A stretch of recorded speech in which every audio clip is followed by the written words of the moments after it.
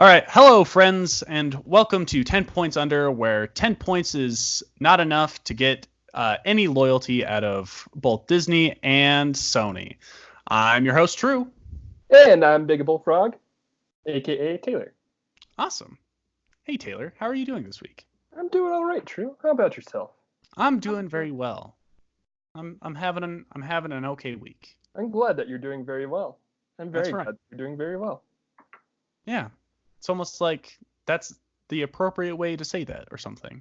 Yeah, it's like grammar is correct. Right.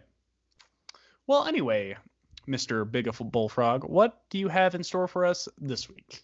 All right, so this week we've got a game between I.S.B.3 and Chris Perkins. Chris Perkins, who has been on our channel twice by now. Yeah, he is ripping it up. Yeah, man, he's always fun to watch. I really love watching him. I.S.B.3, new to the channel, but not new to Horoscope. He's been playing for, well, actually, I don't know how long he's been playing, but I do know that he's really, really good. He's one of the GenCon regulars, places really well there consistently, and I believe, I want to say 3 years ago, he won the GenCon Main Event. So, really, really good player. Very, very interesting. Yeah. I will be very excited to see this match. We've seen Chris Perkins play this army before on this exact same map, so it'll be interesting to see how the strategies change. Yep, that is correct. Just as a quick recap for Chris Perkins' army, he has Raylan, one squad of Knights of Weston, Finn, the Viking champion, 2 squads of Mesodemon Warmongers, and the Morrow Warriors. In other words, disgusting. Anyway, what is I.S.B.3 running? All right, so I.S.B.3 is actually running a pretty similar army to Chris Perkins. He also has Raylan. He has 1 squad of Death Reavers, 2 squads of Tagawa Samurai Archers, 1 squad of the Capuan Gladiators, and Crixus. So there are a lot of similarities. Both have 2 squads of a ranged figure, both have Raylan, both have 1 squad of a melee unit, and a hero to bond with them.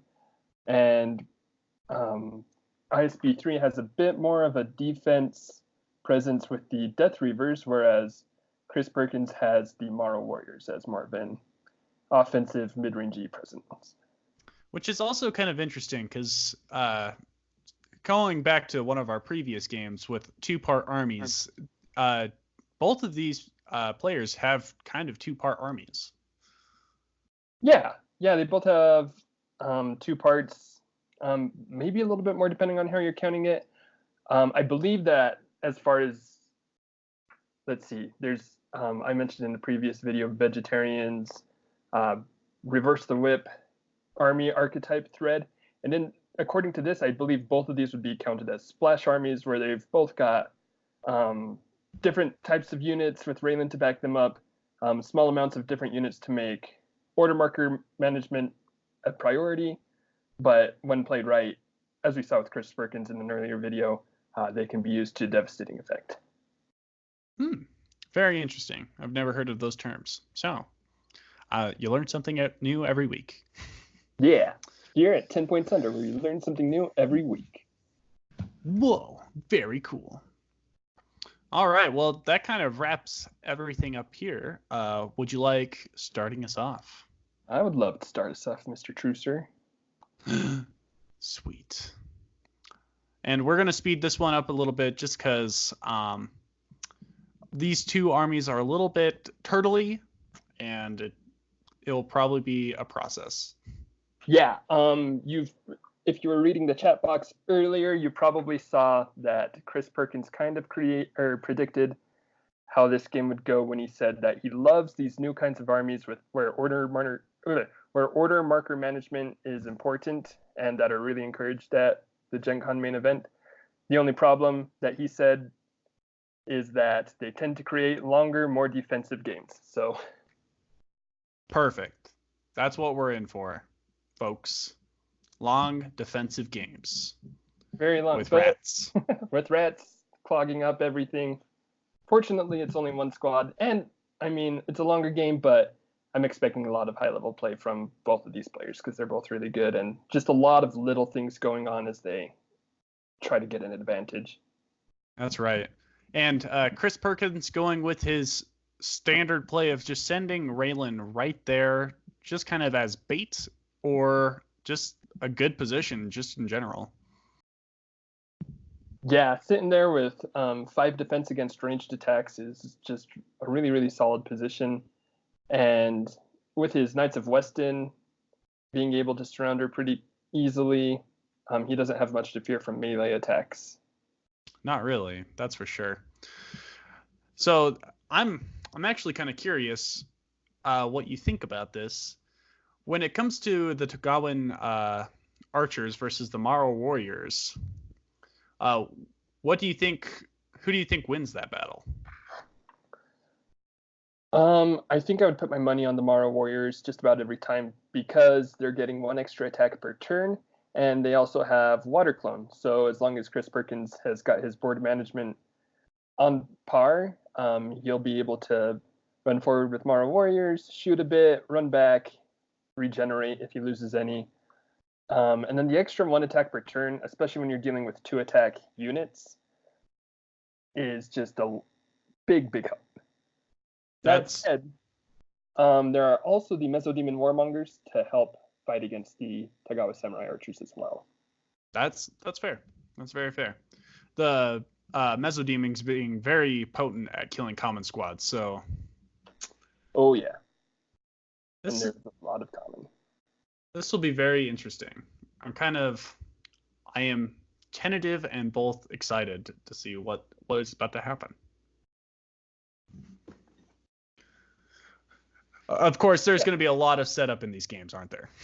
Yeah, we'll be looking at setup for a good little bit. That said, Chris Perkins now taking a turn with Maro Warriors.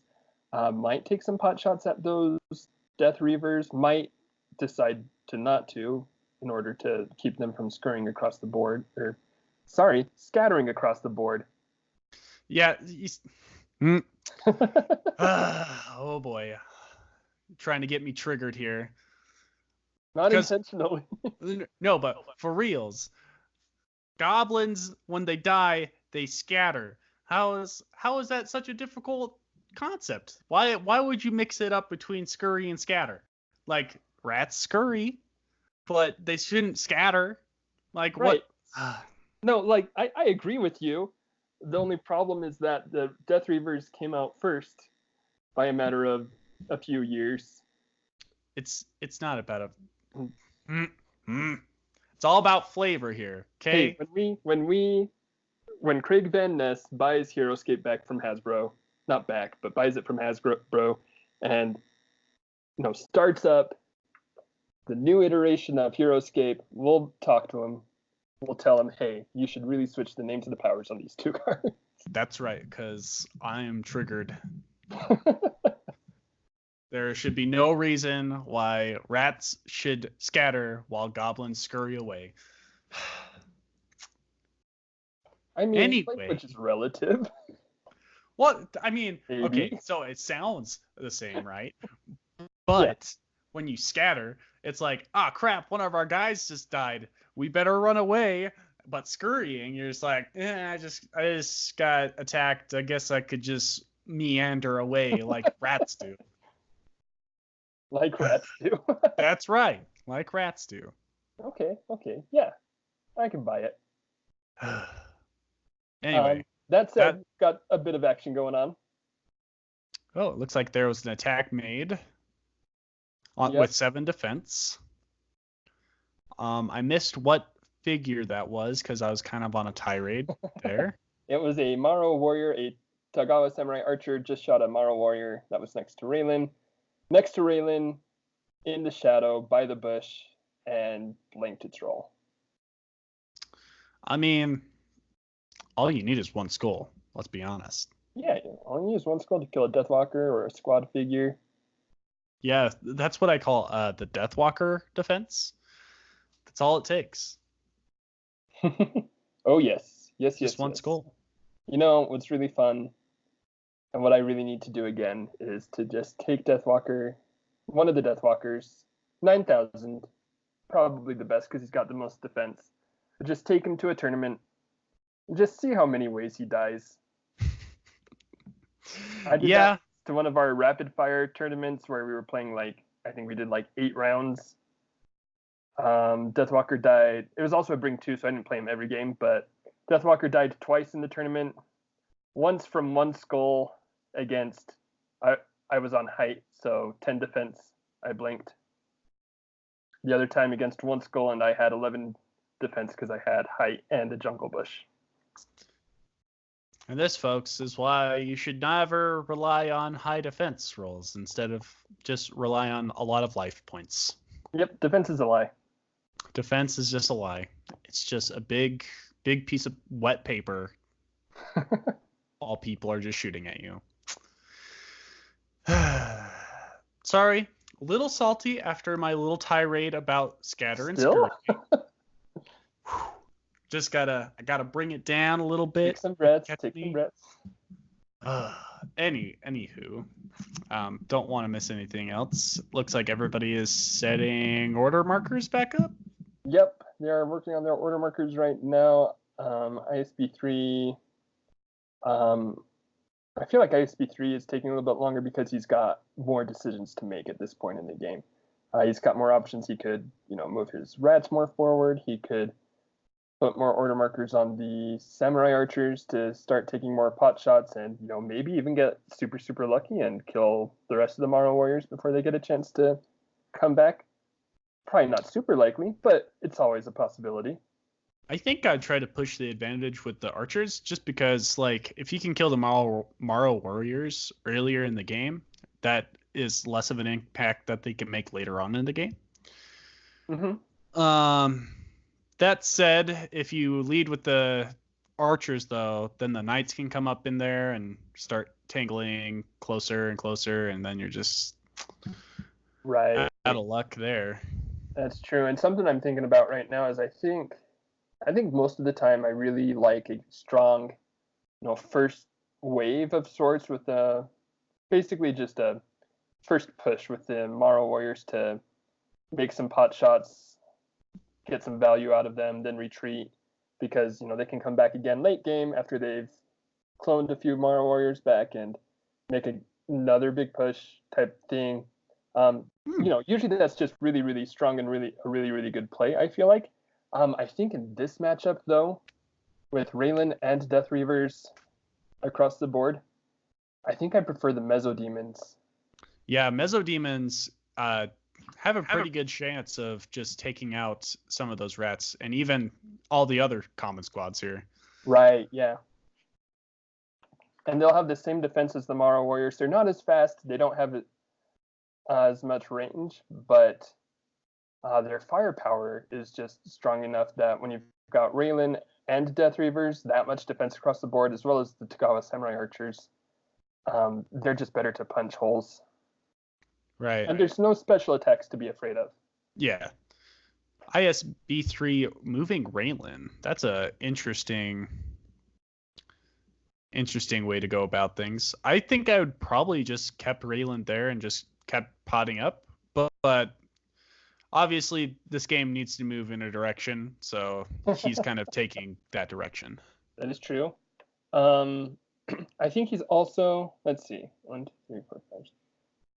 I mean, that's not a bad spot for Raylan to jump to now because he can move his Death Reavers again to get them around her again, as well as the Togawa Samurai Archers have decent defense for a ranged unit as well as counter strike. So if he tries to make a melee push, then they'll help to push back any knights. And that piece of higher ground, Raylan was on level 2 before, now she's on level 3, and that keeps Chris from being able to get height on her at all. Very fair, very fair. And she also covers the glyph from there. Yeah, I think it's overall a good spot. I think maybe, okay, so I'm not great at playing splash armies, but I think I maybe would have gone a little bit slower like you would have, but it's also not a bad move. Yeah, I think it's kind of a toss-up at this point. Uh, moving Rayland there, like you said, it can move the rats into pretty good placements and also still have a lot of defense based on Rayland's aura. I don't know. Again, I don't also have very much experience doing splash armies as well. Yeah, that said, I don't have much experience. I do like splash armies. I think they're way fun to play. I just need to play them more often so that I can better know what I'm doing and what I'm talking about. That's fair. But yeah, I mean, like that said, these Death Reavers, they came right into play. They made a nice little wall right there. I think I.S.B.3 is in a great position. Yeah, I.S.B.3 is in a very good position, but also Chris Perkins is too. Like, this is a pretty formidable force both players have brought forth. Mm-hmm. Yeah, what I do like more about Chris Perkins' placement overall is that he's got his whole army up and all in Raylan Zara.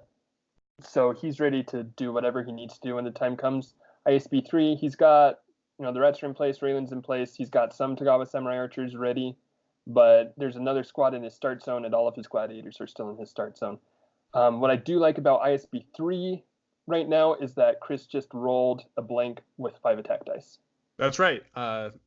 Who needs good positioning when your dice just poop on your skulls? Right. Yep. Just poop all over it. Turns out you don't even need to roll defense when your opponent doesn't roll attacks. Chris Perkins there, knowing the difference between Scurry and Scatter. That's right. He certainly does. Anyway, waiting for some rats to potentially move. I don't know. I'd probably move the rat onto the glyph, right?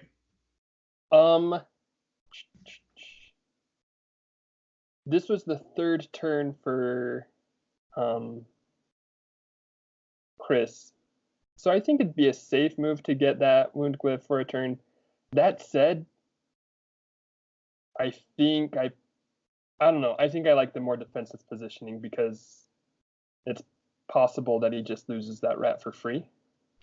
That's true. That's very true. I know that like a lot of people put a lot of emphasis on the Wanok glyph because of the free wounds. And it's really good because that's like a free attack that can't be blocked.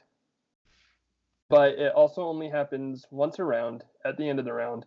And when the glyph is in a vulnerable position, then you can lose that figure fairly easily. Right. So it's better when you're trying to pull your opponent out of a defensive position, but Chris is already right up in that business over there. So, yeah, I'm of two minds there. Yeah, fisticuffs are already starting. So it's going to be interesting to see what happens here. Did I.S.B.3 reveal? Oh, okay. Doing the last attack there. Right, yeah. And another blocked attack from Chris Perkins. I mean, one skull is all you need, but only if your opponent is blanking on shields. Right, yeah. Yeah. It's all you need within reason. That's right. Though, this is interesting because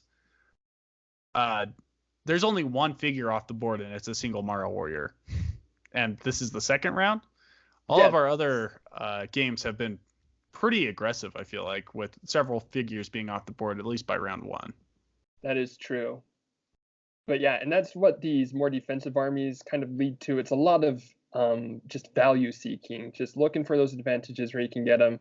They do get kind of grindy, but like one mistake can lead to just your army falling apart.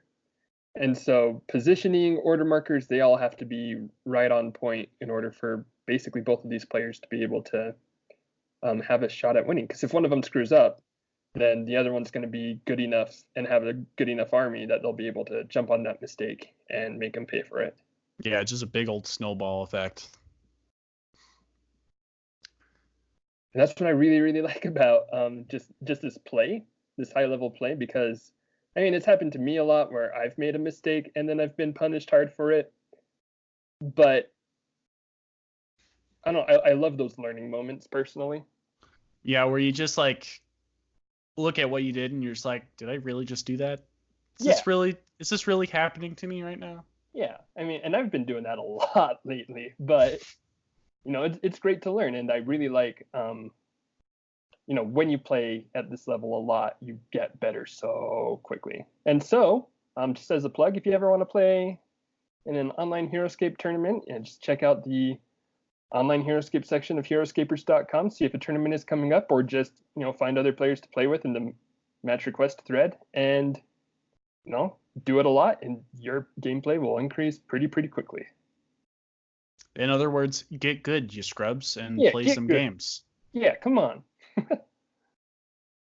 Wow, 2 exoskeleton counters down just by blanking on 5 dice. Yeah. Chris mentioned at the start of this turn he rolled 1 out of 17 with his dice. That was just 3 shields out of 15 dice. Yikes. Although I guess to be fair, with 15 dice he'd average 5 shields, so he probably would have lost one, at least one, probably 2 exoskeletons anyway if he'd been rolling a bit more average, blah blah blah blah blah. But well, also that's also 5 skulls out of 9 dice, so that's true, slightly above average. Yep. Very. If I was Chris Perkins, I'd be contemplating switching dice. Maybe just changing out the whole dice loader in the algorithm. That's right. Just be like, nope. Just a moment here, friends. Just let me. Yep. All right, and more order markers. Looks like I.S.B.3 is going to go heavy into the Tagawa Samurai Archers, while Chris has 2 markers on the Mezzos, 1 on the Knights, and 1 on the Morrow Warriors. I'd expect probably the X to be on the Morrow Warriors there. Yeah, I think the Knights, the Samurais are getting close enough, along with the Rats, that the Knights can finally start getting in there to start doing some stuff. Yep, and a very, very solid hit from Chris Perkins on a Samurai Archer. All right, here comes the skulls. Oh, yeah, there's another hit. 2 archers down, and when you're dealing with only 2 squads of figures, like, those hits change a lot of how your round is going to go. Yeah, it's very devastating. Especially because it took out 2 of the most front archers, so he can't really... Moving up is going to be more of a pain in this circumstance. Yeah, a little bit. I mean, he does have enough range. He was able to get I.S.B.3 is playing this really, really well, making Chris Perkins come to him with his longer range. It's kind of funny to say that 6 range is the longer range in this game, but it is when it's archers versus mezzodemons. Very true. But yeah, that just means that he's not losing attacks right now. He's able to shoot back to that mezzodemon right now that doesn't have the jungle bonus. Yeah, just playing it really, really well, doing really, really well with his positioning. And there is all of Chris Perkins' shields right there. Yeah. Finally blocking some attacks this game. Very good turn for Chris Perkins. Definitely happy to see that after his most previous round of being attacked. His blanks upon blanks. Second order marker on Mezzos, kind of anticipated that. I'm assuming he's trying to pick apart the archers so that he's going to have to bring those gladiators in. Right, yeah. If he is able to kill 2 more archers this turn, then I.S.B.3 will be basically playing undervalue when he takes more turns with the archers, because he'll only have 2 left, so he won't be taking basically a full turn. Since it's a squad of 3. That's right. So that would be really, really big for Chris Perkins. Again, just another thing that I really like about playing these kinds of armies is, losing figures is important and choosing your targets is important, because when you're losing stuff and you don't have 5 squads of arrowgruts in your army, you've only got two or three. Whew. It's much right. bigger. 5 shields helps. Almost maxed out his attack and just not enough. Those rats are stalwart today. All it takes is 5 shields to block most attacks. That's right. Unless you're fighting Hulk, because turns out 5 shields is just not enough when you're getting punched with 11 dice. 5 shields. I.S.B.3 doing a really good scatter right there into that spot of shadow by the 2 Mesodemons. He's locked both of them down and is still within Raylan's aura. Yeah, very, very well positioned. Chris Perkins still does have 2 Mesodemons free, though, so... That is true. But if he wants to try to push through that area where he's going to have more of Raylan's aura going on... I mean, actually, you'll notice he didn't push too far out in order to get another attack on a Samurai Archer. Probably because he wasn't convinced that that attack would go through, as well as he didn't want to leave Raylan's aura. Yes, very much. That said, now we have to figure out if Chris Perkins is using the Morrow Warriors or the Knights. The Knights do have some attacks on either rats. The Morrow Warriors could potentially continue to pick apart the archers, but I'm kind of curious on Chris Perkins' thought process now. Yeah, I'm guessing it's on the Knights so that he can take it has to be, right? The better, yeah, he needs the better defensive positioning. He also needs them to be closer to the action so that when the Mesodemons fall, they're ready to jump in and start killing stuff. Yeah, I don't know why he would put an order marker on the Morrow Warriors right now, unless he just wanted to water clone the one that he lost. But I think he can wait on that. Yeah, it doesn't seem very important at this point in time. Yeah, loving this little push with the archers from I.S.B.3. He's taken that level 4 height on the right, brought that archer out of the water, and got it into a spot where it could still make a shot. Trying to pick off a Morrow Warrior, but not quite going through. Oh, and on the Morrow Warriors.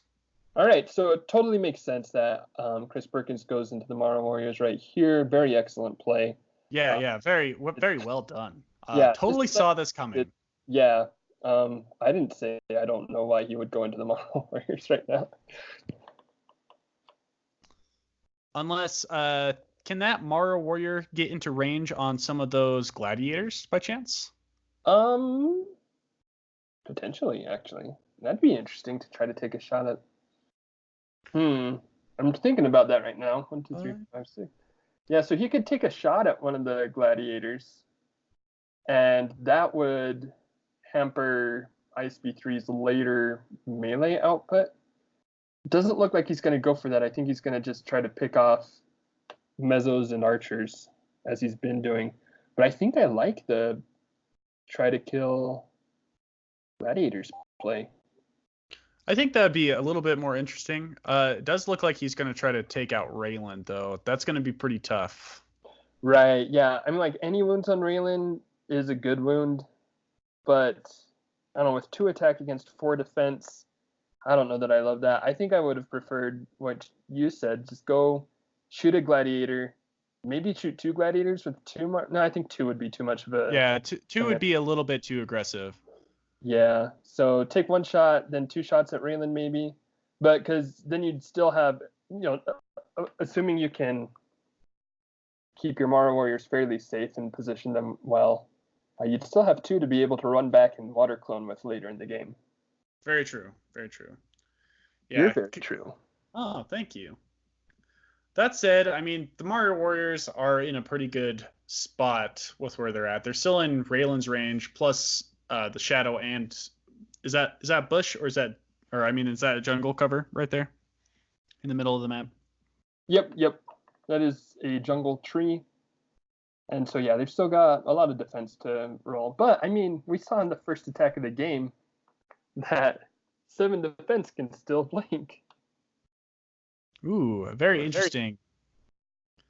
Choosing to destroy that Mesodemon instead of using an exoskeleton.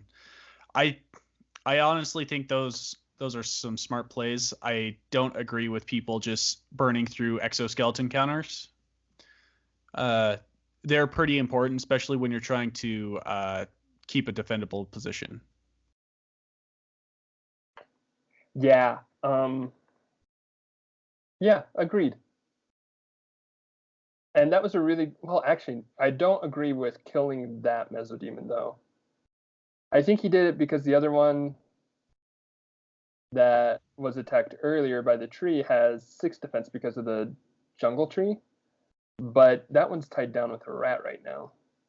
Yeah, Well, but I think the reason he did that is because that back Mesodemon can come up and take that same position. That's true. Oh, rolls a 1 on Wynock. Oh, shoot. Well, that's one way to get rid of Death Reavers. 200 IQ play from Chris Perkins, letting I.S.B.3 take the Wynock glyph and letting him roll that one. Just great foresight on his part. That's right. That was Galaxy Brain thinking there. He's like, it's okay. He can take that Wynock glyph. He's going to roll a 1 anyway. Not a big deal. Yeah. All right. Well, yeah. So with Wynock, if you roll 1, isn't it the figure standing on Wynock that dies, or do you get to choose that wound as well? It is the figure that is standing on Wynock that dies.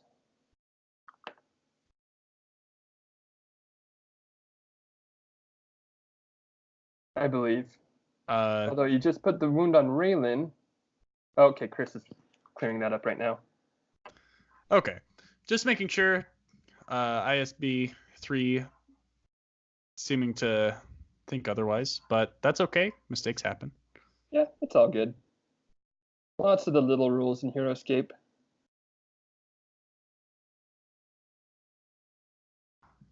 It's the intricacies that count. Intricacies? That's right. Vegetarian logging in and out, checking in on the game. He probably logged in, didn't like his dice, and logged out. That's right, because you just need to gotta change up them dice sometimes, as Chris Perkins did in this round, because they worked a lot better for him. That's true, yeah. Oh, I.S.B.3 is going to check with Veggie. Yes. Yep. Okay. All right. At least we got that clarification. Yeah. Well, folks, and welcome to 10 Points Under, where we do figure out how Wynock works every time. Because the rules are important. Because knowing is half the battle. Yeah. Which means that. I was going to say, if only we had a little sound effect for that. Oh, we need sound effects. We need a soundboard. No, we don't. We need a soundboard. Yes, we do, Taylor. We would. Can you imagine a soundboard? A soundboard would be fantastic. I know. Maybe when we don't want to actually cast the game, though, because we would get way too distracted. What? Nuh-uh. I think we'd be fine. I mean, we are professionals. We are professional casters here. We professionals. Yep. And then I'd just click this button and be like, bum, bum, bum, bum, wow. Every time somebody rolled 0 defense. There you go. That'd be great. See?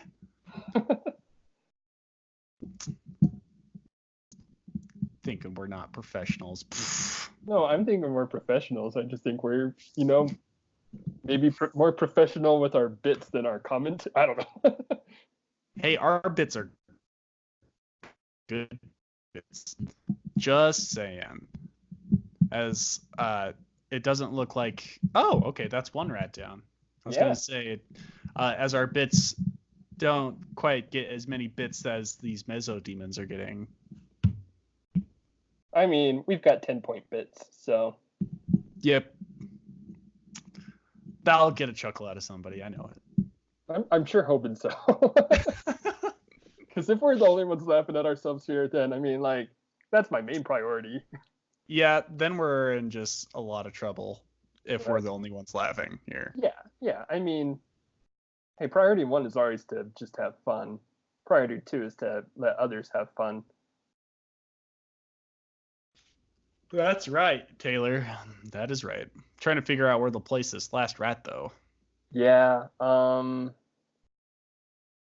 Looks like he was thinking about going to tie down that Morrow Warrior. Not a bad choice, since, if you can tie down the Morrow Warriors, that's very, very beneficial to your, overall game.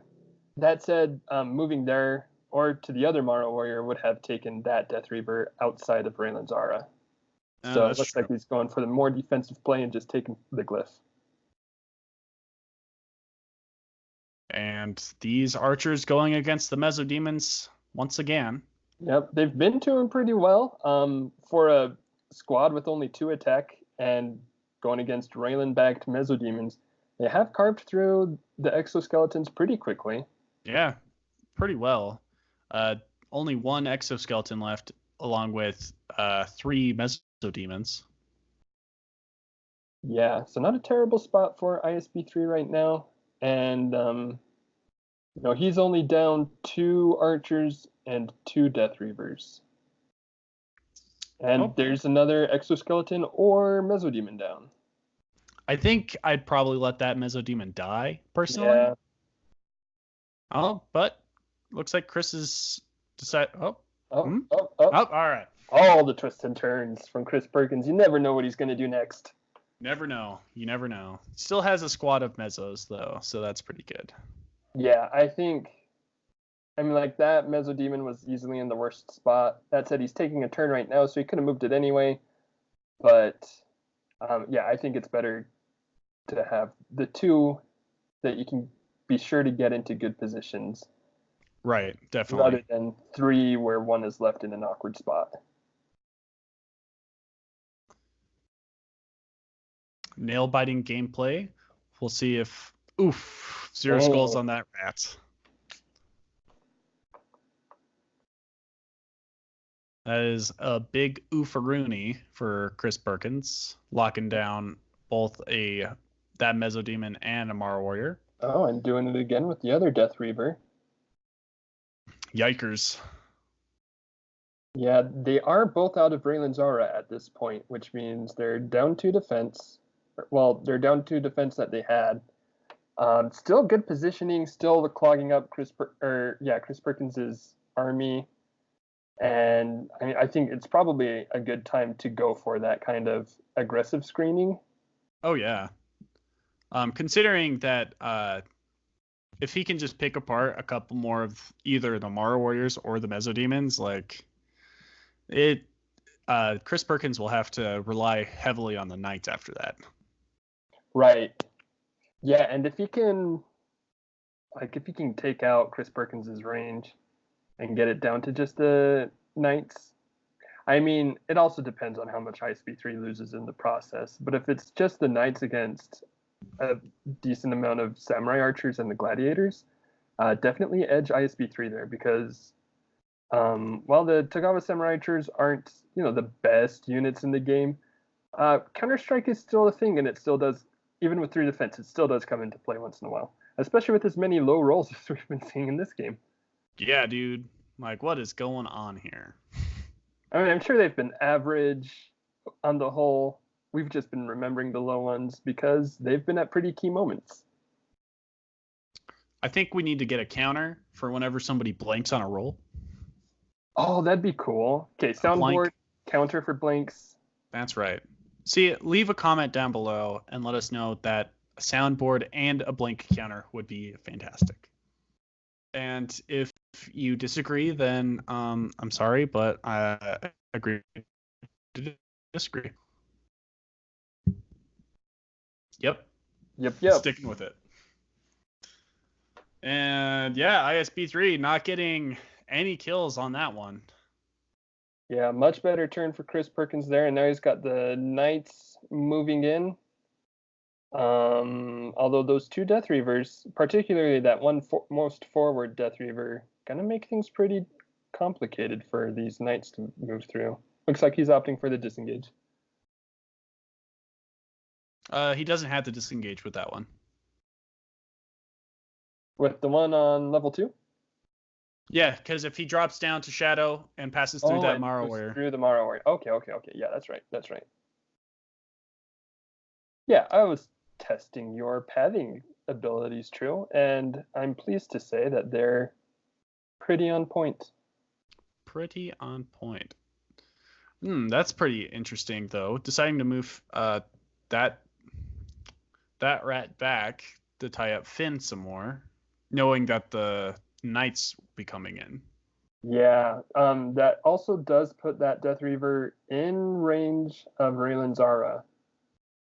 So I think it's a good place to move to. That's true. Because now it's more defensive. You know, he's tying up what he needs to. It does free up that Mesodemon and that Morrow Warrior. But with the Knights coming in, I think he wants to buy time, stall the Knights, and be able to get off plenty of shots with the Togawa Samurai Archers before the Knights get too far into the battle. Because they're backed by Raylan, so he needs a lot of time to be able to take shots at them. Right. If he can kill a single rat here, I think that just completely obliterates that screen. Which, there you go. There we go. One Death Reaver left. It'll be interesting to see if I.S.B.3 pulls it back into Raylan's aura, or if he keeps it. It looks like he's keeping it there. Oh, interesting. Bringing up the gladiators now. Yeah. Did he forget to move Crixus? No, Crixus is up there. Oh, okay. He just looks like all the rest. Fair. Very fair.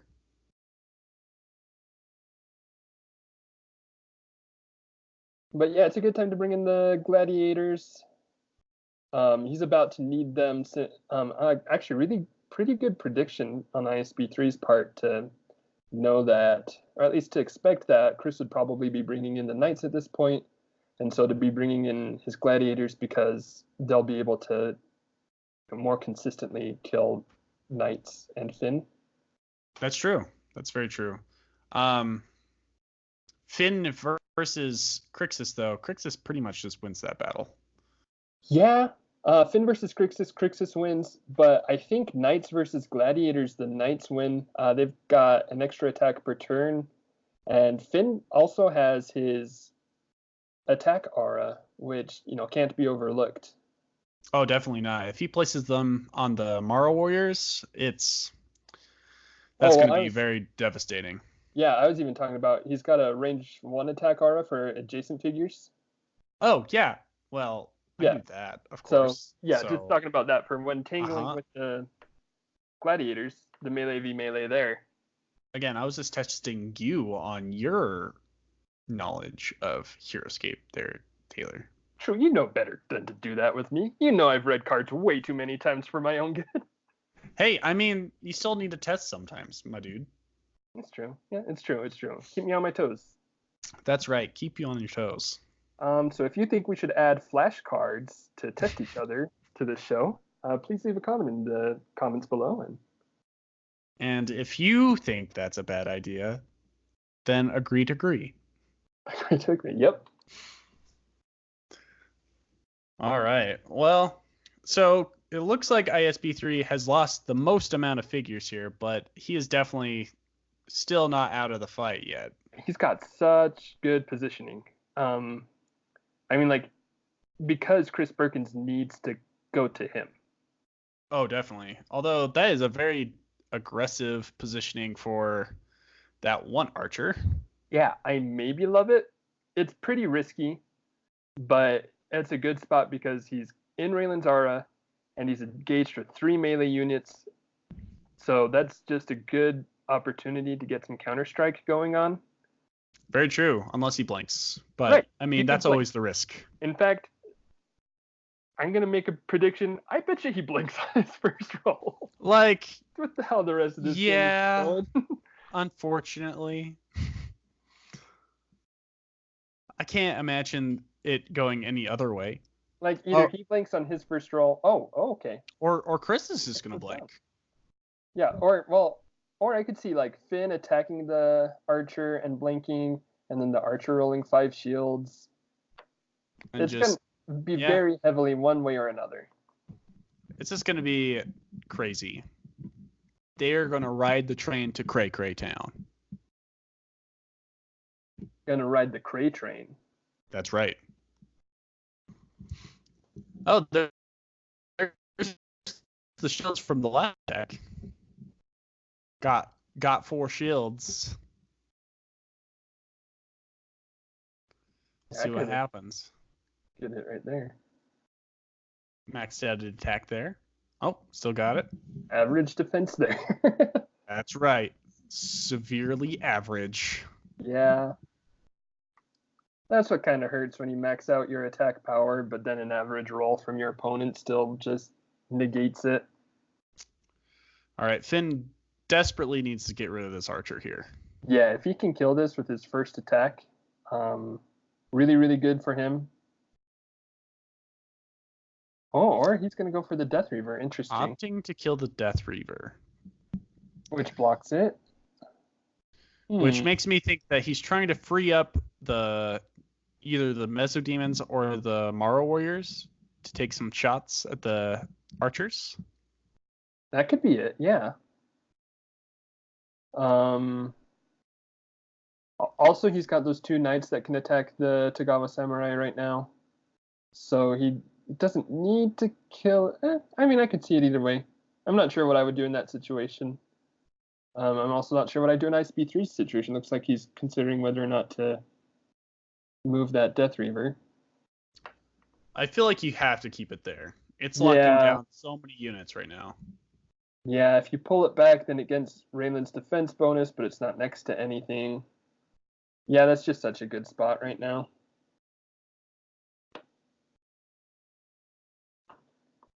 The knight's slowly moving in. Trying to figure out where to place that last knight. Just keeping it there. Yeah, I mean, it's a good defensive position. And he's kind of going out on a limb with that forward knight, getting it. He's out of Raylan's aura now. It's the first time that Chris Perkins has had a figure leave Raylan's aura. And kills the Death Reaver. Rewarded. And really debating whether or not he wants to attack that samurai archer right there. Nope. Oh, and decides not to. He's like, I'm not dealing with this stress. Stress is too high. Ooh, and here comes the gladiators. Doing some gladiator things. Yeah. Like punching stuff and stabbing things with your sword. You know it. Crixus, man, just so strong. Yeah, 5 attack. And when in Raylan's aura, 5 defense with 1 shield defense. Just really, really good. Oh, almost maxes out that attack as well. Yeah. And that knight no longer in Raylan's aura is gonna get... I mean, he'd probably get killed even in Raylan's aura with that kind of attack, but... Yeah. 1 shield is not gonna cut it because it's just a paper towel. Big old paper towel of armor. 1 shield's gonna get cut by it. That's right. Yeah.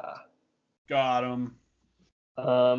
And I.S.B.3 kind of going a bit more aggressive with that other gladiator to get an attack on the Morrow Warrior. I agree with that, though. He's got to kill those Morrow Warriors as quickly as he can because, man, can they be a pain in endgame. I mean, Morrow Warriors, they're a pain in early game. They're a pain in mid game. They're a pain in end game. Like, they're just... One thorn in somebody's side. Well, 1 thorn that can water clone into more thorns in your side. That's right, because what's more annoying than water clone ninjutsu? Right. That said, he's being much more reserved with his other 2 gladiators, which is interesting. I mean, an attack down to 4 on a Morrow Warrior can kind of see it dying there. Yeah, I mean, I think that's pretty good odds of killing a Morrow Warrior. The other 2 gladiators, they didn't really have good targets to attack right now, so I can see keeping them back. And the Mesodemons. Ooh. Very interesting. Yeah, I really like that. Going for the bait and switch here. Oh, make an attack on that vulnerable gladiator, but getting blocked. Man, Chris Perkins is not doing great. Oh, there we go. Got the archer, so that's good. But killing that gladiator, I think I probably would have chosen to kill the gladiator. I mean, that archer was tying up the knights, but I mean, in a perfect world, that gladiator should have died. Right. If Chris Perkins was giving the kid his way.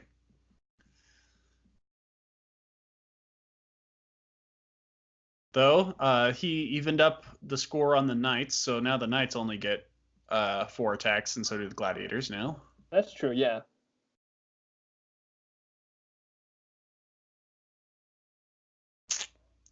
Be interesting to see how because he could run Crixus back into that hole where that archer was, but that would leave Crixus very, very vulnerable to a multitude of attacks. So probably not a good spot. That'll be interesting. Or is he going to skip Crixus' turn? It looks like he is. I don't know why you'd want to do that. Right. I think maybe he forgot. Yeah, he forgot. Okay. Unless he just realized. Okay. Got too excited too quickly. Yeah, I feel like I like that placement better. He can get an attack in on Finn. Potentially just kill him right off the bat. He's not going to get surrounded by knights as easily. Yeah, that's a good spot. It's out of Raylan Zara now, but he's in a pretty good spot to make an aggressive push. Yeah, plus that Mesodemon, it can't hurt Crixus quite as much. Right. So, we'll see. Yep, and that is 1 wound on Finn. 1 mighty wound. And going in to try to kill another knight. And get in that spot that the archer had. Yeah, getting pretty aggressive. I think this is the right time to be aggressive, though. So. Right. Yeah, there comes a point in the game where, you're looking for value and you're really trying to just get a little bit of a lead. But there comes a point where you really just need to make your push and just kind of take that risk. And I think that I.S.B.3 has a bit of a lead right now. And so he can afford to take a little bit of a risk. And it's not even hugely risky because that one gladiator is still in Raylan Zara. That forward gladiator, that's the more risky play, but it gets him an extra attack.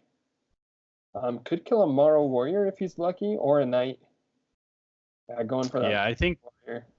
Definitely go for the Morrow Warriors, just because they can make such a big comeback in the later game. Yeah.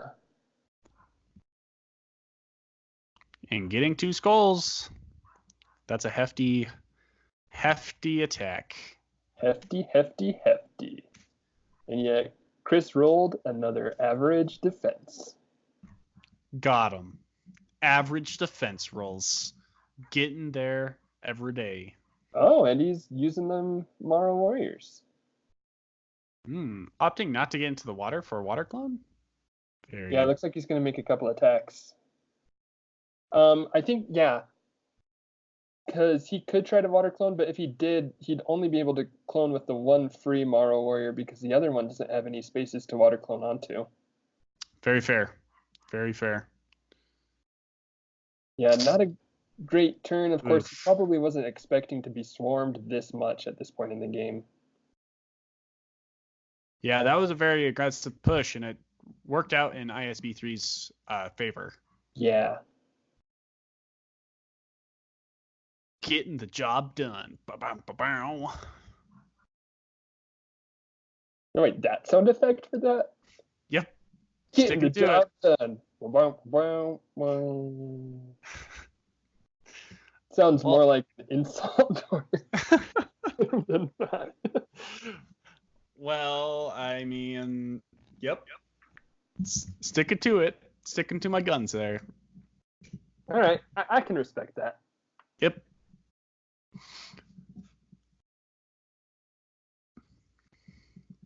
Yeah, this is going to be very interesting for Chris Perkins. I'm not really sure what you really do in these kind of situations now.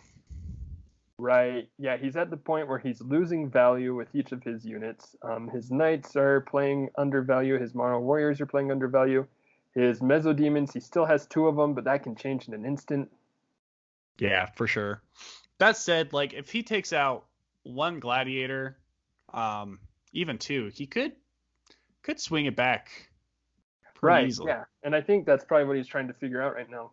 It's a big initiative roll as well, because if Chris wins initiative and he's able to take out, those 2 forward gladiators, then that's just Crixus and the 1 gladiator that's further behind that he has to worry about, and that's a huge loss of value for I.S.B.3. That said, if I.S.B.3 wins initiative and he's able to take out a couple of knights, then that's a huge tempo swing for him. No, so much tempo lost in a single initiative roll. Yeah. So we'll see what happens. Definitely see what happens.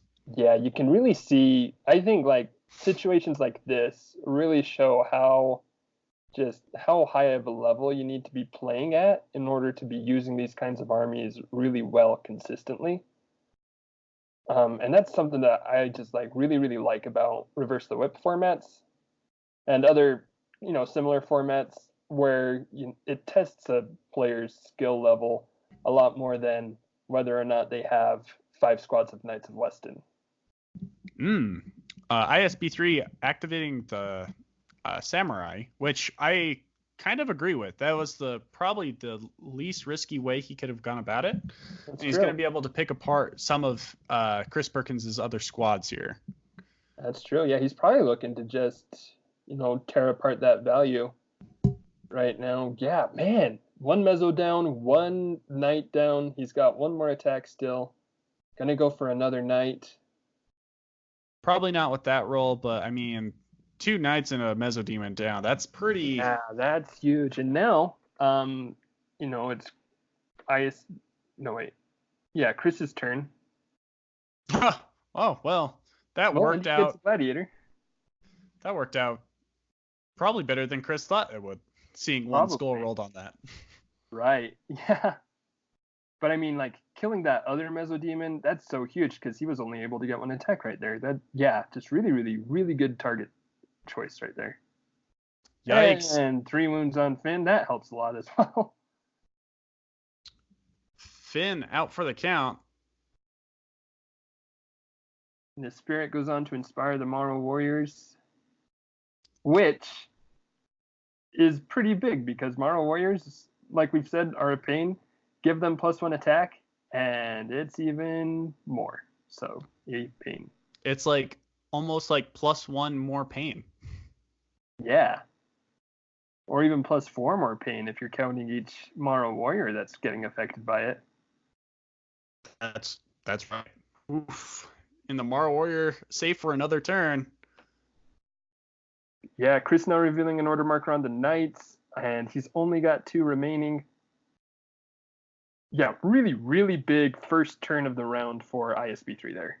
That was pretty important. Gonna try to take out Crixus, which is not gonna be looking great. Or it's gonna look fine. It's gonna look easy. It looks so easy. Super easy. Barely an inconvenience. That's right. But not with that roll. That's true. Well, Crixus was the more problematic one. Well, actually, it would have been nice to kill the gladiator that was tying down that Mono Warrior. Yeah, for sure. I am wow. I.S.B.3 just crushing it with his attack rolls on Crixus. Yeah. I mean, like, and that's why Crixus is such a beast. Base 5 attack. Just really good.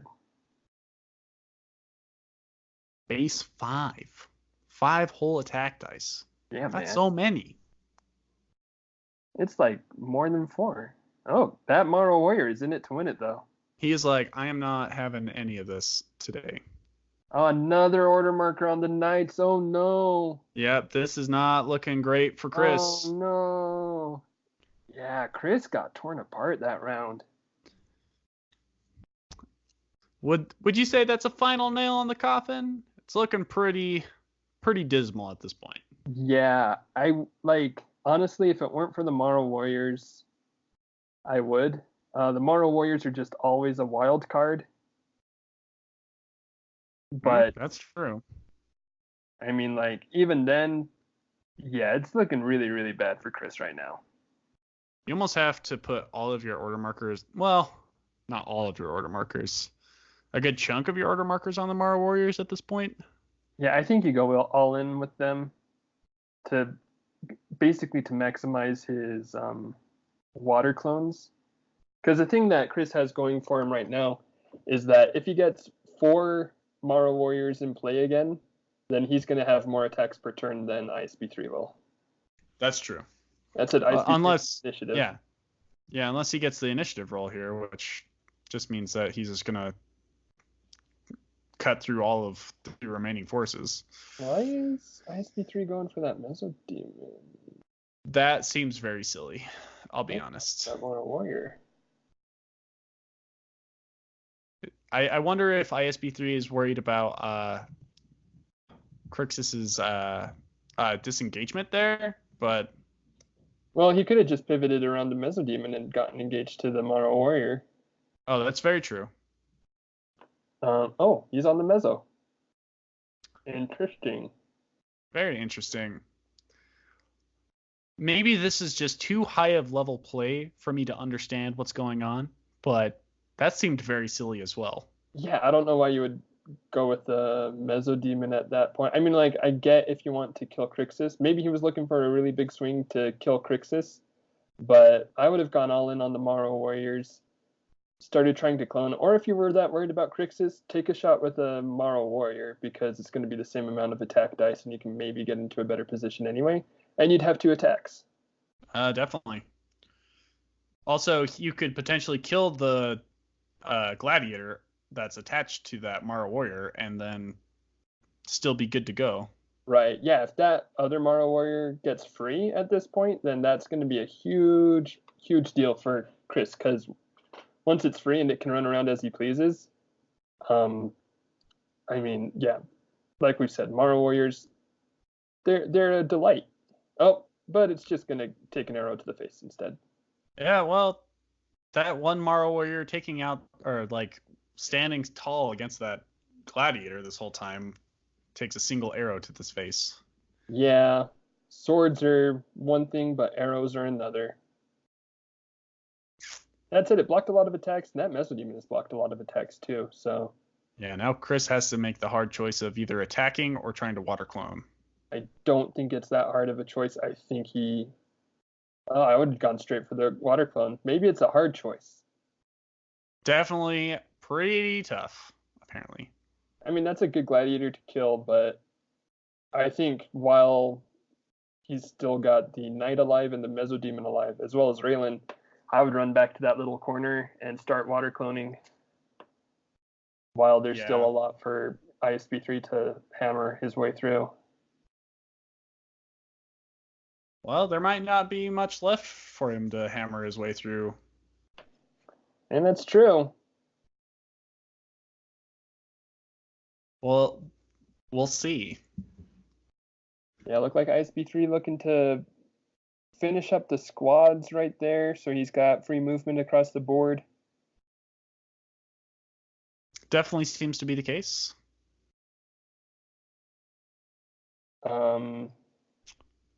Interesting. I don't know why he didn't move one of his archers a little bit more forward to have another attack on the knight or the Mesodemon, depending on how things went. Right. I mean, it would include leaving Raylan Zara, but at this point, that's not really a worry of his, I don't think. Unless he's, I don't know. Yeah, definitely not a worry. Maybe he's giving Chris Perkins a chance just to water clone a little bit. I don't know why you would ever do that. Well, it worked out right there. That's true. That's true.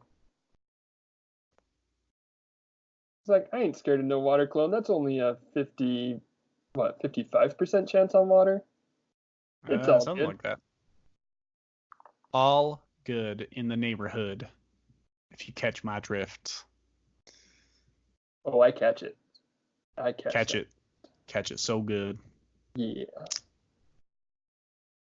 But yeah, Chris's rolls just not being fantastic in this game. It's looking good and not good.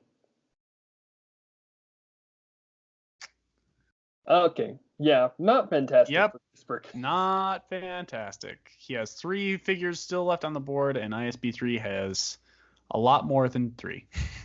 Yep. Yep. Accurate Indeed. assessment. Moving up Raylan so that he's got some cover. I guess that's maybe why he didn't move the archers, because he knew he was going to remove Raylan, and then he'd be able to move the archers up. But I don't know. I think that's a little conservative for me. I would have preferred another attack on that night. But yeah, I would have been trying. Well, wow. That said, he doesn't have much to worry about with those rolls from Chris. Yep, not at all. Not with a 3, a 4. Yep, 1 for initiative. Yeah, this knight is now going to just hold the fort, hold it down tight. Yeah. Well, you jinxed it, true. Yep. What can I say? Wait, soundboard.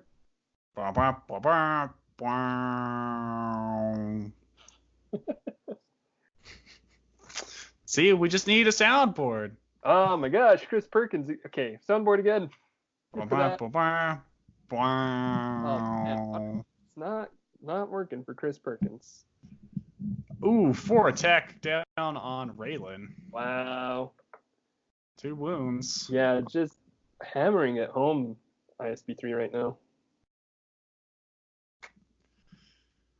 I.S.B.3 is...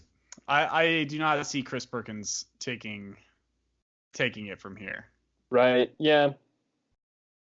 I would say this is probably... I mean, if Chris had gotten his first...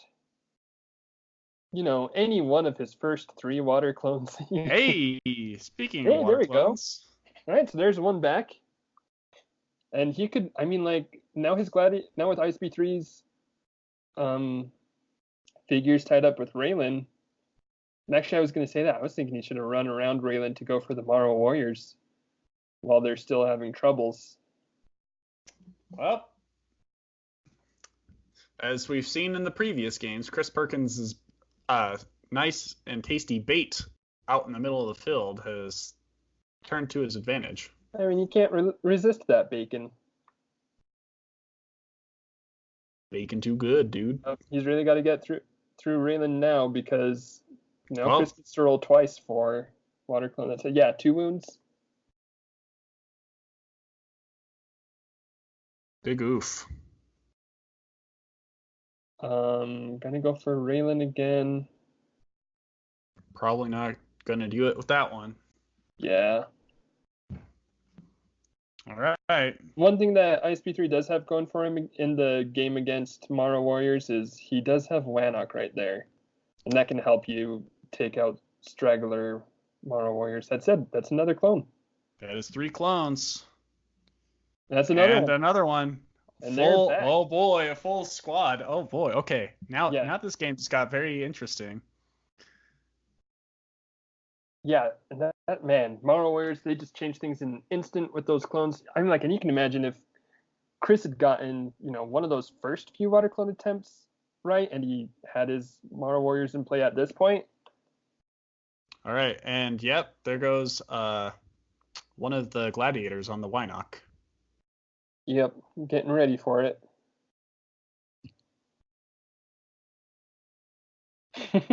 And Chris, then Wynock really messes up my running gun plan.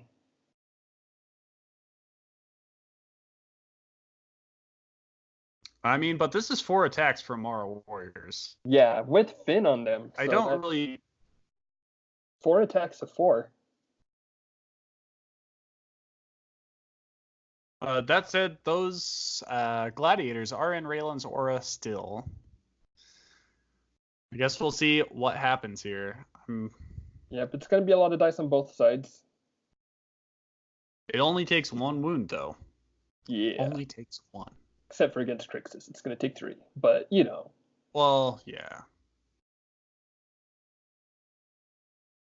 But That said, also...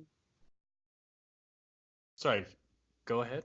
I was going to say, Chris is also able to start spreading out here as well to keep from being caught all at once. I don't love 3 of those warriors adjacent to each other. I probably would have gone for a low shot ground against Crixus just to keep them spread out a bit more and to keep the warriors from getting locked down all at once. I think he's hoping for as many attacks as he can, especially considering he keeps blinking. That's true. That's true. Well, that's a gladiator down. There you go. All right. Well, would you have taken 3 shots against that gladiator? You have gone for Crixus. I don't even know. Well, I probably would have tried to maximize my attacks, but at the same time, I would have thought that he would be bringing up the archers here. So that's true. But either way, I'm just looking back at those attacks. That was 3 attacks against 7 defense, or he could have had all of his attacks against 5 defense. Of course, he would have been losing an attack die against Crixus. So I don't know. Just an interesting thought. Just some thoughts. Just some thoughts. I'm just thinking. Ooh, and he takes the unique attack glyph. So now we've got 5 attack. Yeah, 5 attack when he's got height. Yeah. That could be Welcome pretty to big Morrow there. Warriors. Oh, maybe taking that back. No, I think he definitely goes for that attack glyph. Yeah, I think he has to. Yeah, but now he's spread out. You can make an attack up on Crixus there. I would think that you'd also try to take an attack down on the gladiator on the Wynock, just so that you don't have to worry about it. Yep, yeah, that's a big help if he's able to kill that, but he is not. And taking a shot at a samurai archer as well. Oh, well. And gets it. And that's good because that's taken out the value from I.S.B.3 at this point. Now he's down to 2 archers. Roll the 14. Okay.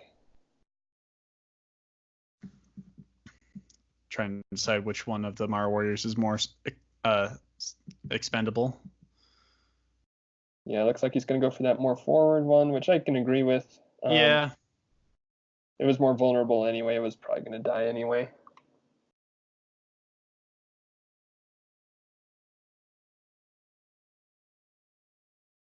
So now we're looking at 2 archers versus Crixus, Raylan, and 1 gladiator. It's starting to look more like a battle now instead of a slaughter. Right, yeah. Definitely more even. I'm not entirely certain who I give the edge to here either. Oh, and a tied initiative roll. 15 for Chris. Let's see if I.S.B.3 can beat a 15. And it's a pretty big initiative roll, too, because if I.S.B.3 can win initiative and kill at least 1 Morrow Warrior, then Chris has to start water cloning again. I mean, yeah, Chris is also, like, if he moves the 1 on unique attack, he's pretty far away from everybody else. Oh, well, such is life. Yeah, c'est de la vie. What you said. Yeah, what I said. Yep.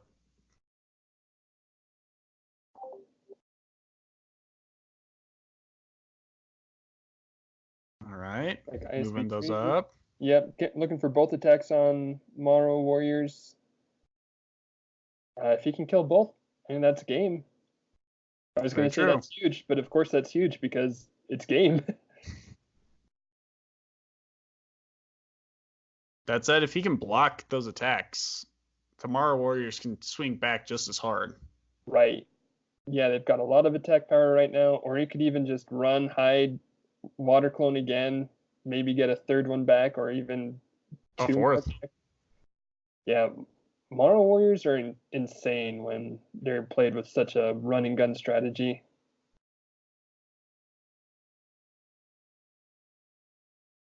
And it's very interesting because Chris Perkins leaving one of his Morrow Warriors back to where it can also jump back into the water. Yep, that is true. It's a really good spot for it.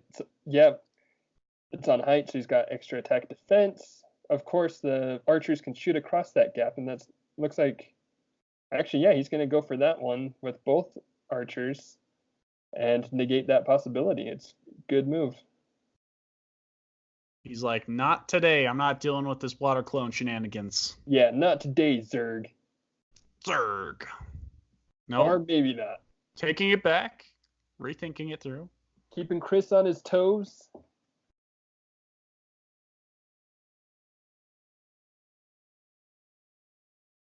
Maybe. All right. All right, looks like he is going to go for the two separate attacks. I like this one better personally. It has its moments, I think, here. Yeah, I think because if he can kill this one on the glyph, which he does, He does. I mean that's a better chance to kill the one on the glyph because he's got height. Now Chris has to run back and water clone. Probably, I'm guessing that's probably what he'll do. But even then, he'll be stuck in that corner. Assuming that I.S.B.3's next order marker is also on the archers, he'll be able to move both of them into position and take shots with height onto, if there are two Morrow Warriors at that point, you can shoot both of them. That said, looks like Chris might be opting to keep on the high ground. I mean, if you kill one archer, it's even playing field, right? That's true, yeah. And those archers only have 2 attack. Well, 2 defense definitely gets through. That is true.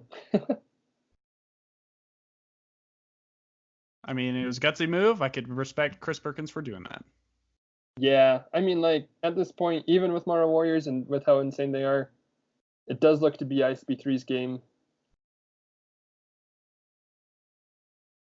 Taking it very, very slow and steady to win this race.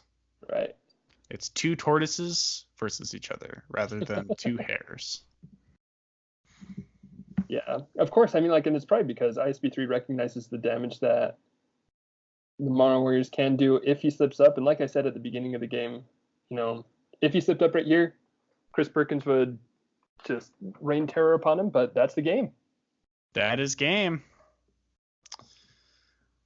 Yeah, Chris Perkins did everything he could to stay in that, and it showed with those Morrow Warrior clones. So, very well done from both parties, I'd have to say. Yeah, really good play, really high level play. Man, that was a fun game to watch. Riveting, just riveting. Yeah, man. Yep. Chris saying, so GenCon is extending the time limit to 2 hours this year, right? Yep, yeah, bit of a longer game. Really good one, really good play on both sides. Again, I really like watching games where order markers and amounts of units matter. Yeah, that was excellently done by both parties. Crixus being quite the powerhouse. Yeah, he gets there, gets the party started, and then wraps it all up all in one foul swing of his sword. Party start, party end. Oh yeah. Yep. Alrighty, well, that's gonna wrap up this game. Yeah. Taylor, any final thoughts?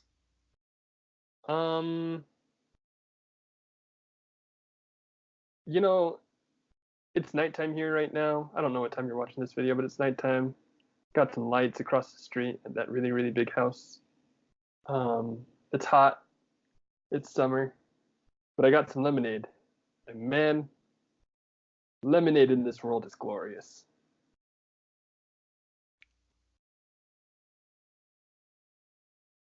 Huh. Whatever, true. That was poetic, I suppose. Thank you. And when we get a soundboard, it'll be even better. Yep. Because then you would just hear. Oh. Wow. No, you'd hear crickets. Not the awkward crickets, like the pretty crickets at nighttime, and wind. And any final thoughts from you, True? Yeah. Very good gameplay. Yep. That's about it. Relevant. Yeah. Well, thanks for joining us today. Yeah, it was something. I hope you guys all enjoyed. Please like, comment, share, and subscribe for more content from us, because we certainly like doing this, and we hope you guys do as well. Yeah. Even if you don't enjoy it, we enjoy it enough that we'll keep doing it. Well, yeah, pretty much. I've been your host, Trubert Murrayton. Yep. And I have been your co-host, Esquire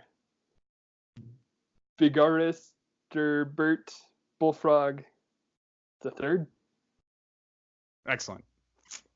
Yeah. And we will see you guys in the next game. Yeah. Bye-bye. Bye-bye now. Bye. Bye. Bye.